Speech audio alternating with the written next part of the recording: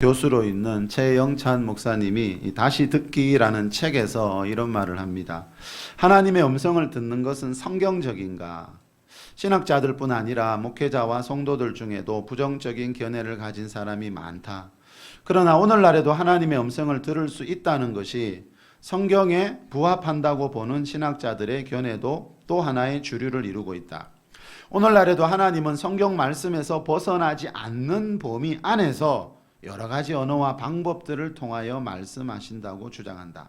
자, 이 목사님 말대로요, 목회자와 성도들마다, 교회마다 이 하나님의 음성을 듣는 것에 대한 생각이 이렇게 둘로 나누어져 있습니다. 하나님은 이 성경 66권만으로 우리에게 말씀하신다라고 믿는 분들이 있고요.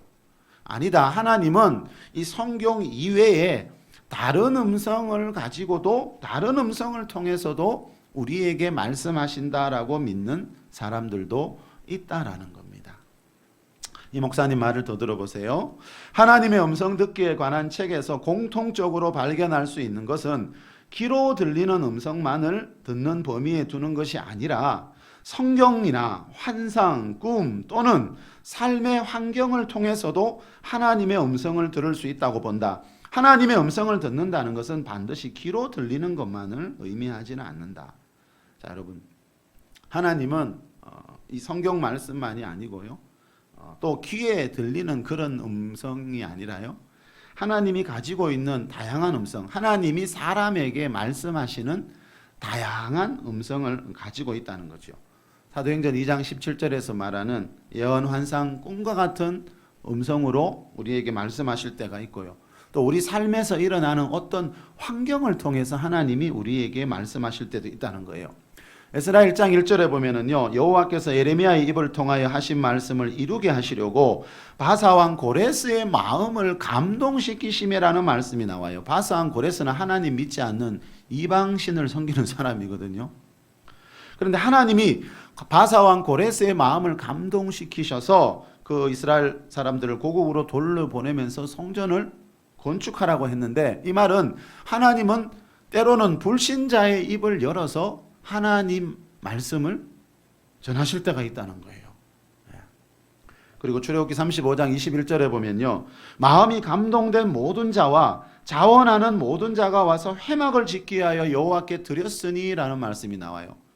마음이 감동된 자라는 말은요, 성전 건축 헌금을 드리도록 하나님이 마음에 감동을 주신 자라는 거예요. 이 말은 마음에서 일어나는 어떤 감동도 하나님이 주시는 음성 중에 하나라는 겁니다. 계시록 1장에도 보면 이 마음의 감동과 관련된 비슷한 말씀이 나옵니다. 우리 계시록 1장 9절 10절 한번 읽어보겠습니다. 나 요한은, 시작. 나 요한은 너희 형제요 예수의 환난과 나라와 참음에 동참하는 자라.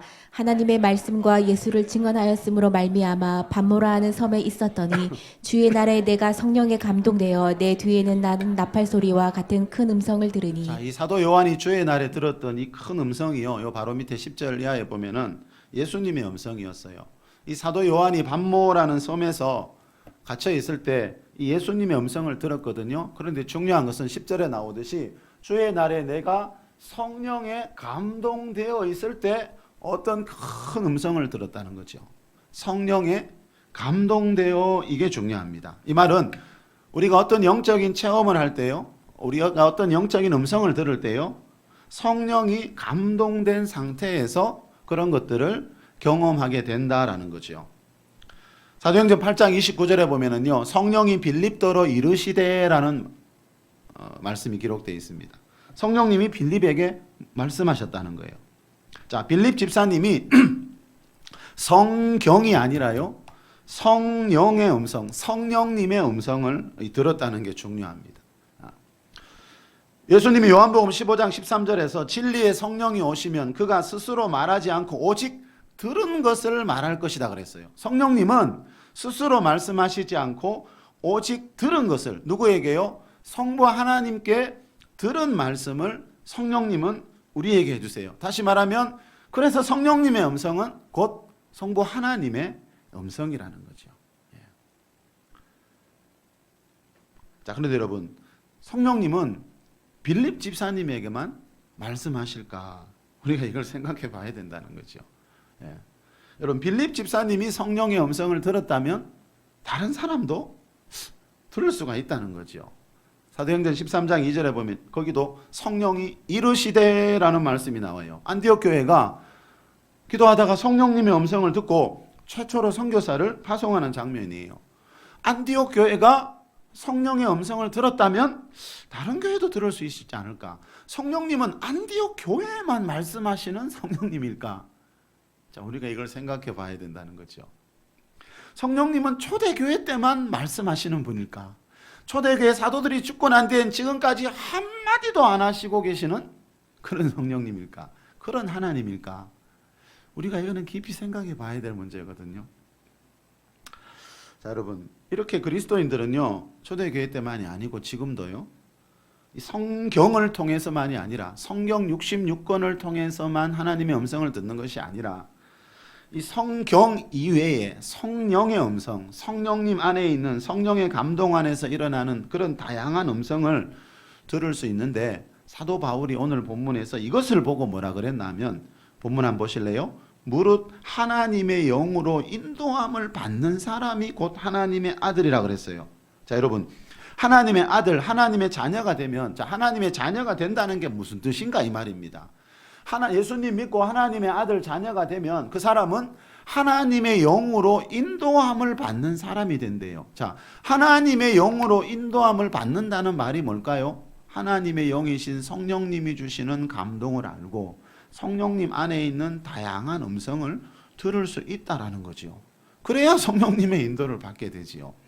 그래서 이 말씀은 그리스도인이라면 누구나 예수님을 하나님의 아들로 믿고 영이 거듭나고 성령을 체험한 그리스도인이라면 누구나 하나님의 영이신 성령님의 다양한 음성을 들으면서 살아갈 수 있다라는 뜻입니다.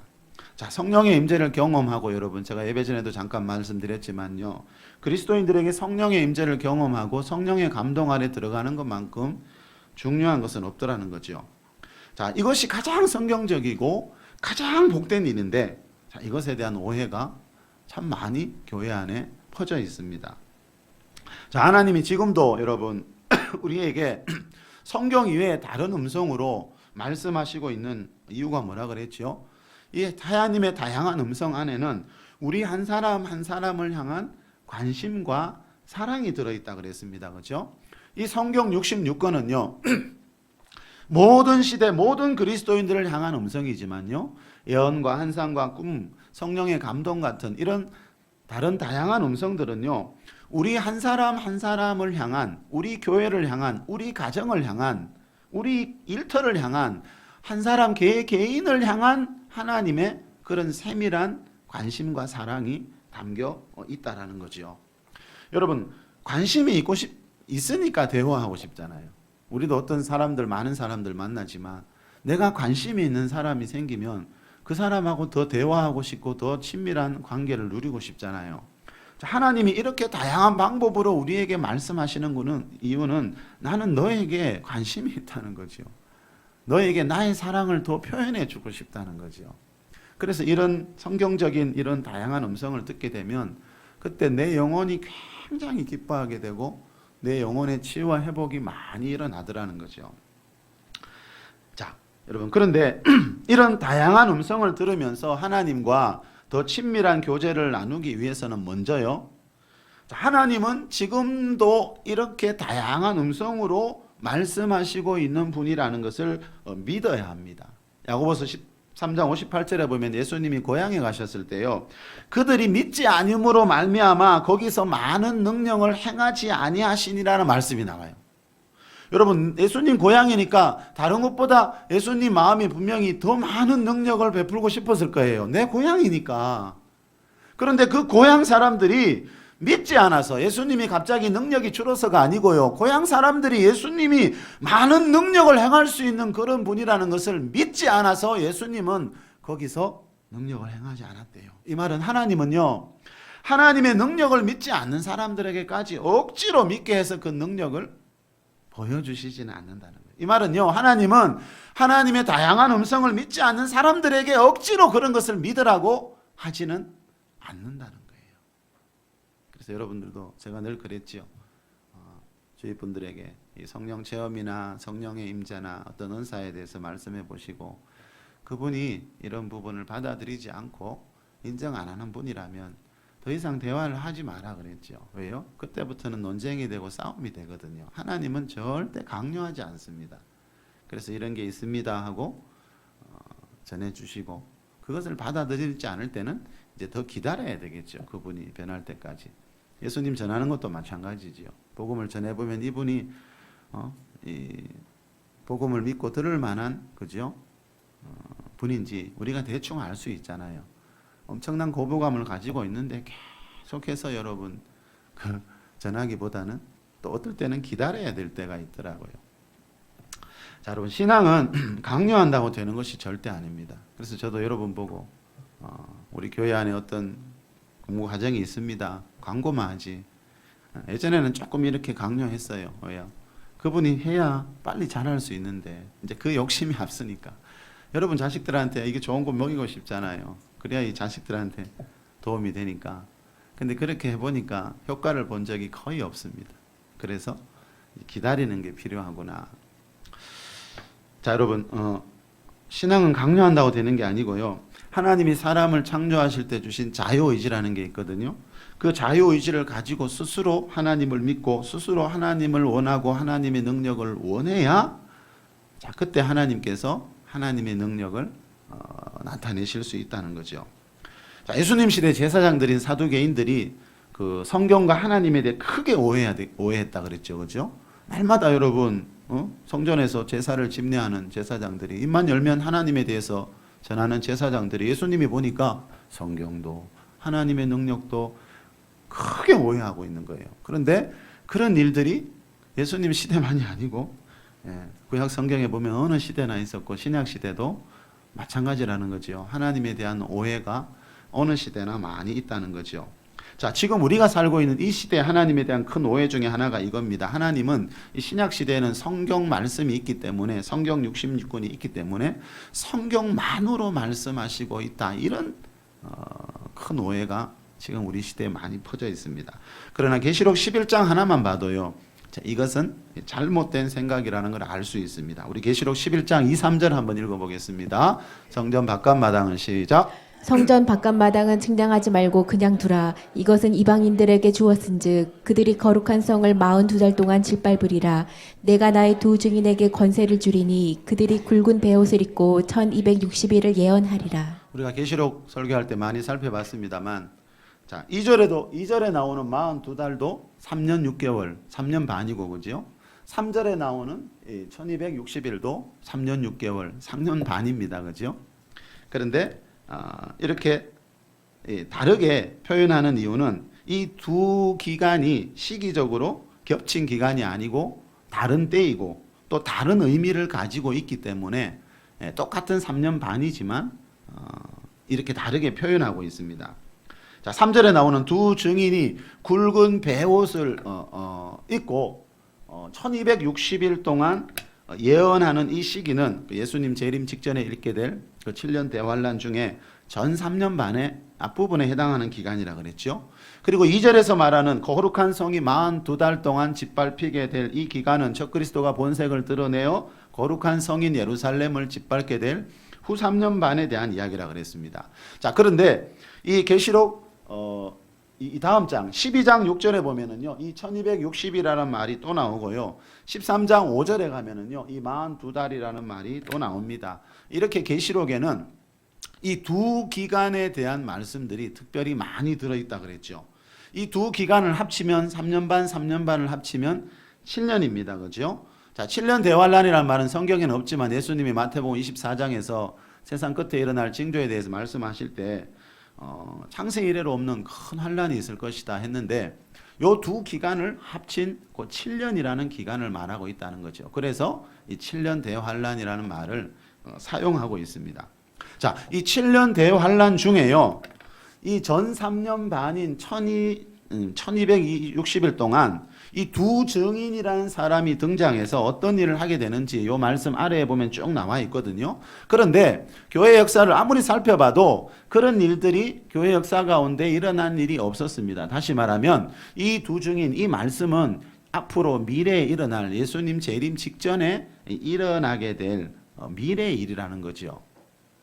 자, 3절에 보면 두 증인이 1260일 동안 예언을 한다고 했습니다. 그죠? 이 말은 예수님 재림 직전에 성경 말씀만 있는 게 아니고 예언이라는 하나님의 다른 음성도 있다는 거죠. 이 두 증인은 1260일 동안 성경을 가르치기 위해서 여기저기 다니는 게 아니고요.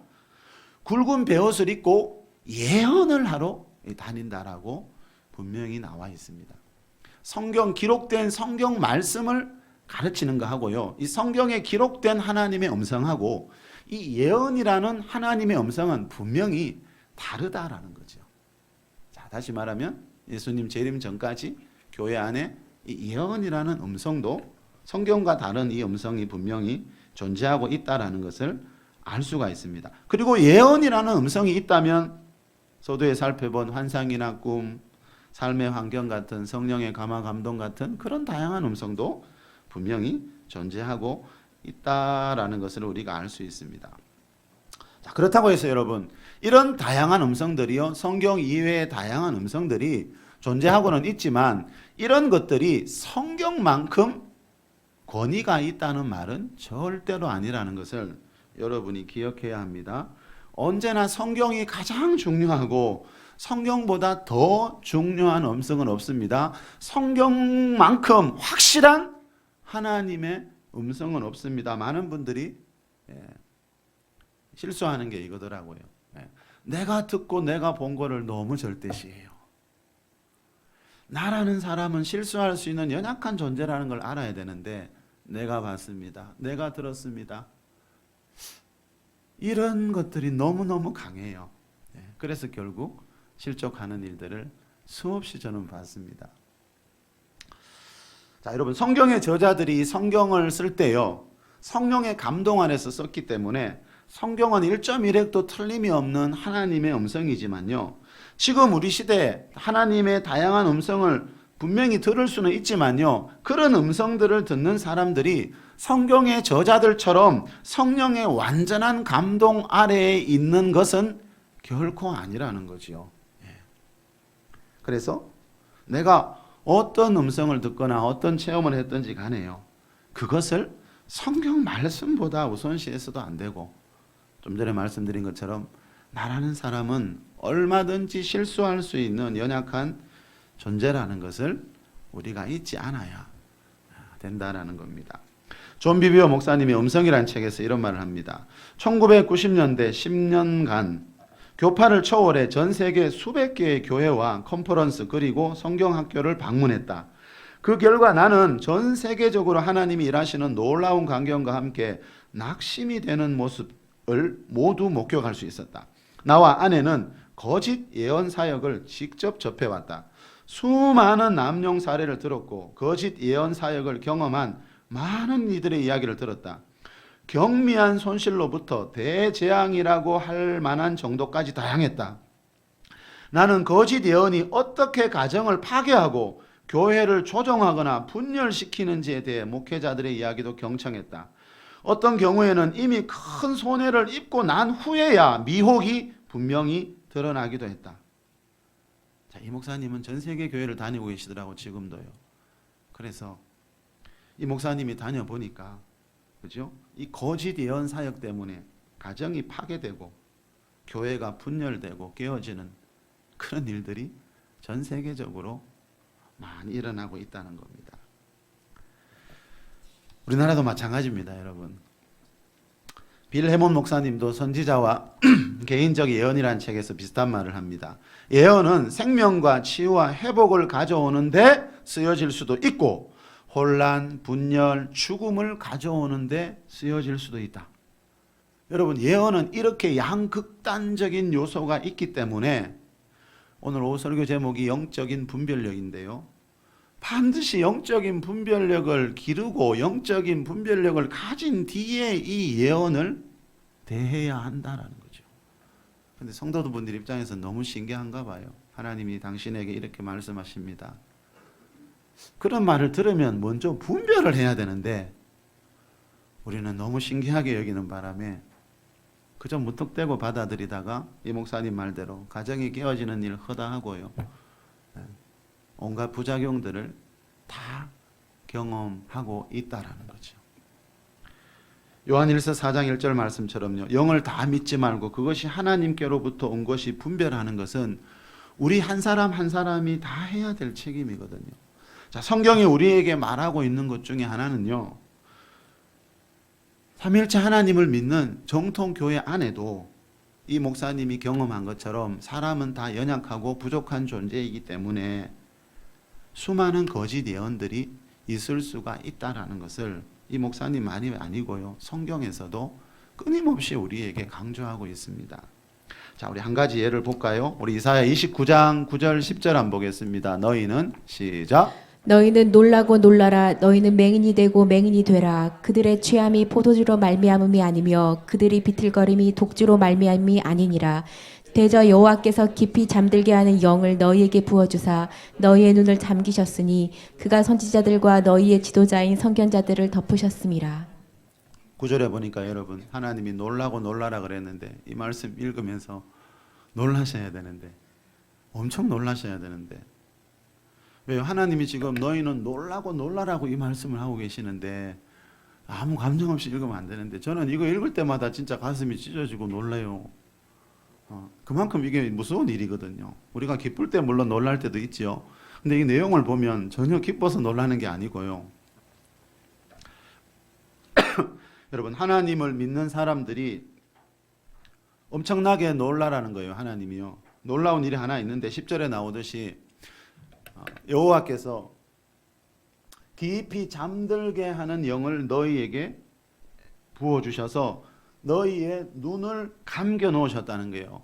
이게 놀라고 놀라야 돼요. 근데 여기서 말하는 너희가 누구지요? 너희가 누군가 하면은요.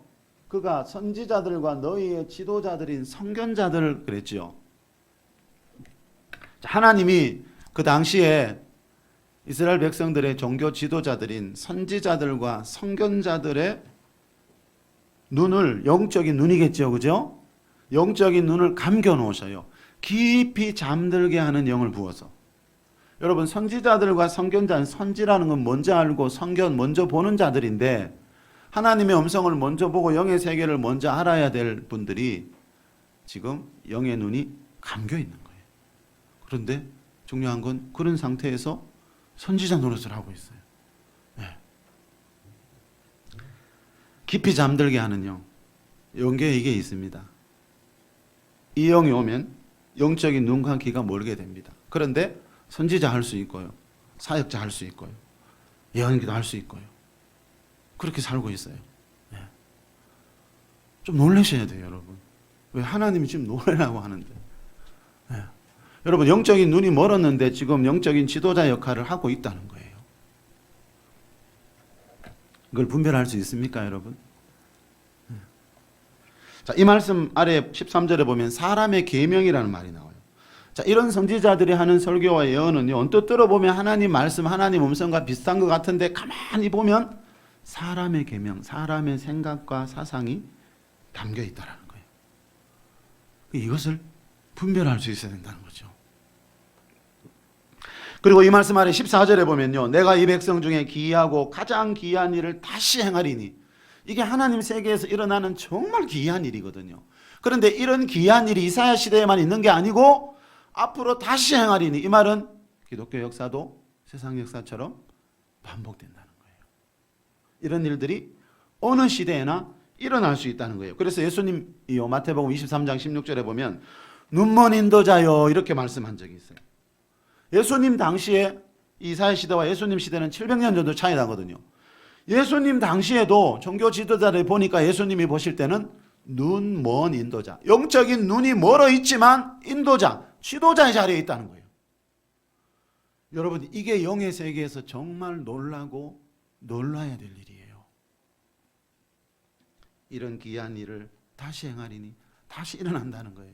예수님 시대만이 아니고 이사야 시대만이 아니고 예수님 재림 때까지 이런 기이한 일들이 일어날 수 있으니까 그리스도인들에게 뭐가 중요하다고요?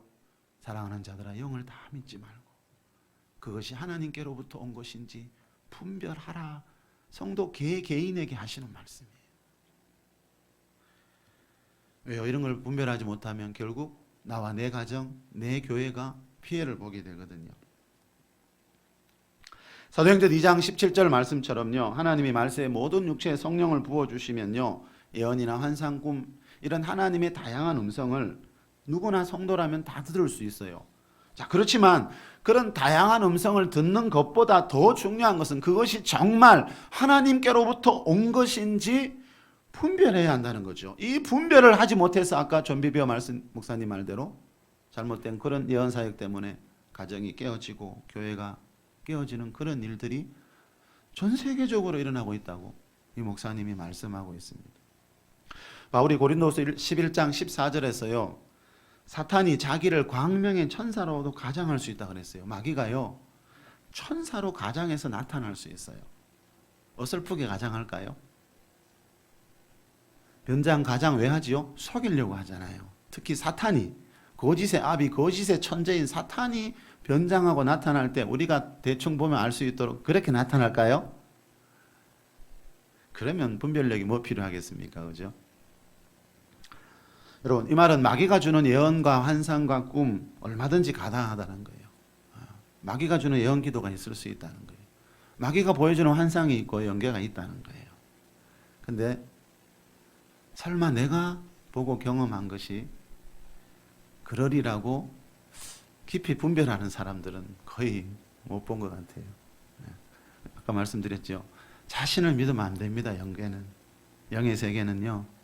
나라는 사람을 믿으면 안 되고 항상 주님을 바라봐야 할 줄 믿습니다. 예. 여러분 선줄로 생각하면요. 넘어지는 게 영의 세계예요. 어떤 사람도 어떤 은사자도요. 선줄로 생각하는 순간 나는 이제 스스로 혼자 설 수 있다고 생각하는 순간 반드시 넘어지는 일이 생깁니다. 이 예언이란 말 최근에 저희들이 많이 나누고 있습니다. 그죠? 다시 한번 강조하고 싶은 것은 신약시대 예언은 미래일을 맞추는 게 아닙니다. 여러분. 그게 아니고 미래일을 점치듯이 예언하는 그런 기도 근처에도 가지 말아야 되고요. 정말 조심해야 됩니다. 예언기도 받으면서 그죠? 그 사람과 결혼해도 된다고 해서 결혼했는데 얼마 가지 않아서 가정이 깨어졌다는 간증 저 많이 봤거든요. 왜 그럴까요? 예언기도 때 하나님이 당신 그 사람하고 결혼하라고 하십니다. 이 말 듣고 자신 있게 결혼했는데 몇 달, 몇 년 뒤에 깨어진 그 가정이 깨어졌다는 간증들을 제가 봤거든요. 왜 그럴까요? 그건 하나님의 음성이 아니라 기도해준 그 사람의 생각이거나 아니면 마귀의 생각이었기 때문입니다. 성경을 보면 사람은 세 가지 음성을 들으면서 살아가고 있습니다. 물론 사람은 하나님의 형상대로 지음받았기 때문에 또 말세에 모든 육체에 부어주시는 그 성령을 체험하면 예언과 환상과 꿈 또 성경을 통해서 하나님의 음성을 얼마든지 들을 수 있죠. 그리고 나라는 사람의 마음과 생각, 내 혼에서 나오는 생각이 있죠. 그리고 마귀가 주는 음성을 사람은 들을 수 있습니다. 마태복음 16장 23절에 보면 예수님이 베드로에게 뭐라 그랬죠? 자기 수제자 베드로에게 사탄아 내 뒤로 물러가라 넌 날 넘어지게 하는 자로다. 여러분 예수님이 자기 수제자 베드로에게 사랑하는 자여가 아니고 이 사탄아 내 뒤로 물러가라 그랬어요. 왜요? 베드로가 지금 사탄이 주는 음성을 듣고 그 음성을 예수님 앞에서 내뱉었기 때문이에요. 요 일이 있기 바로 전에 21절에 보면요. 이 말씀 앞에 21절에 보면요. 이 일이 일어난 때가 예수님이 베드로를 보고 사탄이라고 말한 때가 12제자 훈련 초창기에 일어난 일이 아니고요. 12제자들이 3년이나 훈련받고 난 뒤에 이제 곧 예수님이 예루살렘에 올라가셔서 십자가에 못 박히실 때가 가까워졌을 때 일어난 일이에요. 무슨 말인가 하면 베드로는 예수님 옆에서 제자 훈련 3년 넘게 받았지만 사탄의 음성에 속았다는 거예요. 그렇다면 저와 여러분 같은 사람은요. 베드로가 그랬다면, 베드로가 그렇게 속았다면 저와 여러분도 속을 수 있는 가능성이 있고 예언기도 하는 사람들도 다 속을 수 있는 가능성이 다 있다는 거예요. 원래 2월이죠. 2월 11일자 국민일보에 보니까요. 춘천 한마음교회 어느 성도의 간증이 실렸는데 이런 말 하더라고요. 내 어머니 영향으로 매일 가정 예배, 새벽 예배 등 성실히 신앙생활을 한 내게 새로운 사람이, 새 사람이 나타났다. 그 집념의 사랑에 결혼을 결심했다. 그런데 예언기도를 받고 왔다는 어머니는 결혼하면 이혼할 거라며 반대했다. 어떤 예언사역자가 이분 어머니에게 기도해 주면서 당신 딸 지금 결혼하면 이혼하게 될 거라고. 이런 예언기도가 성경에 있을까요? 근데 우리나라는 많아요. 저도 많이 봤는데요. 자, 이분의 어머니가 참 여러분 매일 가정예배, 새벽예배, 자녀들 그죠? 가정예배, 새벽예배 드리게 할 만큼 열심은 있는 분이었지만 하나님의 음성에 대한, 영의 세계에 대한 분별력이 없어서 가정 안에 큰 혼란이 왔습니다. 여러분 성경 어디에도 자녀 결혼 문제 두고 예언기도 하는데 가서 예언기도 받으라는 말이 없는데, 다행히 이분은요 거기도 무시하고 결혼해서 지금 남편과 함께 신앙생활 잘하니까 이 국민일보의 간증의 주인공이 됐겠지요. 자, 고린도전서 14장 3절에 나오듯이요, 신약시대 예언은요 사람에게 덕을 세우며 권면하며 위로하는 것이지 가정에 대소사 두고 여러분 내 미래를 점치는 게 아닙니다. 여러분 그런 예언은 성경에 없거든요. 그런데 너무나 많은 곳에서 그런 예언을 하고 있더라고요. 제 두 눈으로 봤다니까요. 물론 신약시대도 계시록 11장에 나오는 좀 전에 말씀드린 두 증인처럼 미래에 일어날 일에 대한 예언이 있기는 합니다. 이 두 증인은 바울이 말하는 덕을 세우며 권면하며 위로하는 그 예언을 1260일 동안 하러 다니는 게 아니고요, 예수님의 재림과 세상 종말이 눈앞에 있기 때문에 굵은 베옷을 입고 회개하라고, 예수님 곧 재림하셔서 이 세상이 멸망한다고, 7년 대환란 끝에 세상이 멸망한다고 미래에 대한 예언을 하는 게 맞습니다. 자, 그런데 이런 예언은요 계시록 11장 10절에 보면 이 두 증인을 두 선지자라고 부르거든요. 이런 미래에 대한 예언은요 선지자의 사명을 받은 사람들이 하게 되는 겁니다. 그리고 선지자라 하더라도 개인의 결혼 문제나 사업 문제를 두고 점치듯이 예언해 주는 것은 성경 어디에도 나오지가 않는다는 거죠. 그래서 성경을 벗어나면 반드시 위험해지는 겁니다. 예. 자, 여러분 하나님의 음성이 아까도 말씀드렸듯이 얼마나 우리를 행복하게 한다고요. 성경을 읽을 때 우리 마음이 뜨거워지고 평안해질 때도 있지만, 여러분 어떤 예언이나 환상이나 꿈속에 담겨있는 그 하나님의 음성이 또 우리를 행복하게 할 수 있거든요. 그런데 이런 세계를 왜 많은 사람들이, 어떤 목사님들은 이런 세계가 분명히 있다는 걸 믿으면서 신약 시대에도 이런 음성이 있다는 걸 믿지만 교회에서는 절대로 못하게 하죠. 부작용이 너무나 크기 때문에. 이런 꿈을 꾸고 환상이 보이고 예언적인 말씀이 오면 더 훈련받고 준비하고 공부하고 연구하려고 해야 되는데, 내가 은사가 열렸다고 그게 다 열린 게 아니거든요. 그거는 시작이거든요. 이제 성경 잘 안 읽거든요. 뭐 자꾸 보이면. 왜요? 그게 더 재미있거든요. 더 신기하거든요. 그래서 그런 사람 말하는 거 보면 성경에 있는 단어들이 안 나와요. 그 사람의 말을 보면 그 사람 마음 안에, 영혼 안에 뭐가 담긴지 알잖아요. 여러분 예언과 환상과 꿈이 열릴수록 성경을 읽어야 되거든요. 정말 그게 하나님 음성이라면 이 성경 말씀에 끌리게 돼요. 왜? 이건 진짜 하나님 음성이니까. 근데 안타깝게도요, 예언기도 하는 분들 보니까 성경적인 단어가 안 나와요, 입에서.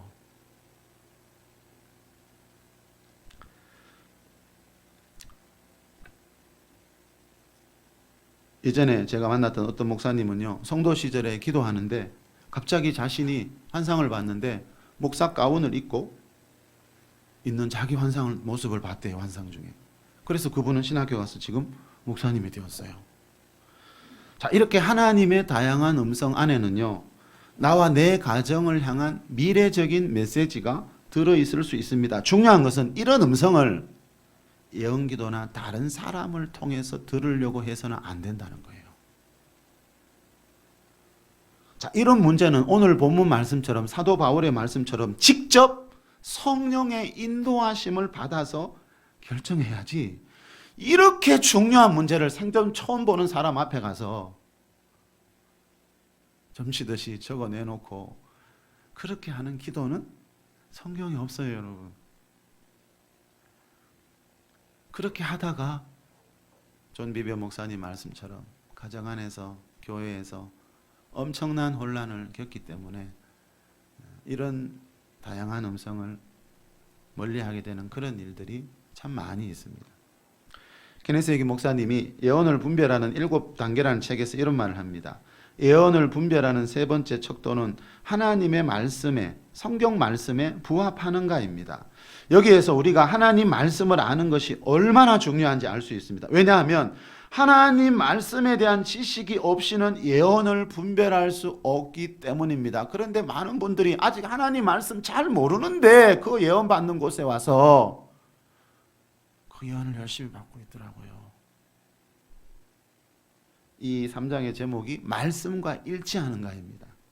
자, 우리가 어떤 기도를 받든 어떤 영적인 체험을 하든 그것이 하나님 말씀, 성경 말씀과 일치하는가 반드시 분별해야 되는데, 그것을 분별하기 위해서는 평소에 성경을 읽고 연구해야 되는데 그거는 귀찮아 안 하고 예언기도 받는 곳에 가서 기도 받다가 반드시 부작용이 생기죠. 그런 길로 가면.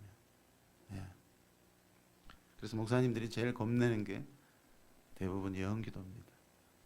이상하게 그런 기도를 받으면 성경 말씀을 더 연구하고 교회에서 봉사도 더 잘하고 이래야 되는데 많은 분들이 잘못된 길로 가는 걸 너무 많이 보다 보니까 목회자들이 모이면 이런 이야기가 끝이 없죠. 그래서 목사님들은 자기 교회 성도들이 뭘 봤다 이러면 그때부터 두려운 거죠. 사실은 기대가 돼야 되거든요. 그분이 그런 세계를 알고 더 잘하고 용사가 되고 사역자가 되고 이게 정상인데 현실은 그렇지 않다는 거죠. 최영찬 목사님이 쓴 서두에 말씀드린 다시 듣기라는 책에 나오는 이야기 한 가지 소개하면서 말씀을 맺겠습니다. 이 목사님이 책에서 이런 말도 합니다. 부산의 어떤 교회에서 실제로 있었던 일이다. 그 교회 집사님 중에 한 분이 담임 목사님에게 와서 자신이 하나님의 음성을 들었는데 그 음성대로 우리 교회가 움직여야 한다고 말했다. 그러자 목사님은, 여러분이 만약에 그 교회 목사님이라 뭐라 그러셨겠어요? 내 교회 집사님 한 분이 어느 날 하나님의 음성을, 신령한 음성을 들었다고 목사님에게 와서 목사님, 우리 교회가 이 길로 가야 합니다. 여러분이 만약에 목사님이라면 어떻게 하셨을 것 같아요? 자, 이 목사님 어떻게 했나 봅시다. 그러자 목사님은 그 집사님에게 성경을 100번 읽기 전에는 그런 말을 하지 말라고 대답했다고 한다. 참 지혜로운 목사님 같아요. 자, 그런 말 할 수 있다는 거예요. 그런데 언제까지? 성경을 100번 정도 제대로 읽기까지는 그런 말을 하지 말아주세요, 이 말이에요. 그런 말 해도 돼요, 교회에서. 그런데 성경을 좀 읽고 성경에서 말하는 하나님의 음성, 성경을 통한 하나님의 음성 듣는 훈련을 하고 그런 말씀을 좀 하면 좋겠다는 거죠. 여러분, 하나님은 성경에 보면 교회의 질서를 강조하는 질서의 하나님이거든요. 한번 생각해 보세요. 그 교회 목회자가 있고 또 장로님도 있고 사역자들도 있을 텐데 그 집사님 한 분에게 하나님이 그 교회의 미래에 대해서 그렇게 말씀하실 리가 없다는 거죠. 저도 예전에 비슷한 경험을 해봤거든요. 어느 날 어떤 분이 성경책을 갖고 저를 만나자고 하더니 하나님이 이 말씀을 나에게 주셨는데 내가 이 교회에서 그때 어떤 부서의 장이 비어 있었거든요. 그 부서의 기관장을 맡기를 하나님이 말씀하셨다 이러더라고요. 와, 그때 제가 엄청 떨었지만 대언한 척 하면서 예, 기도해 보겠습니다 그랬죠. 아무리 기도해도 하나님은 저한테 말씀 안 해요. 네, 그래서 그분을 안 세웠습니다. 아주 오래전 이야기지. 여러분, 이게 참 교회마다 이런 일들이 많다 보니까요. 일만이 아니고 저도요 비슷한 일들을 더러 겪었거든요. 이럴 때는 정말 참 마음이 많이 무거워져요. 저는 이런 음성에 다, 여러분도 아시다시피 저는 이런 음성에 다 열려 있어요.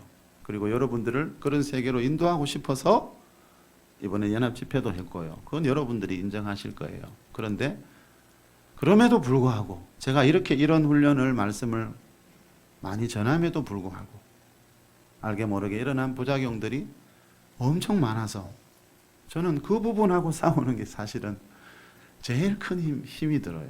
예.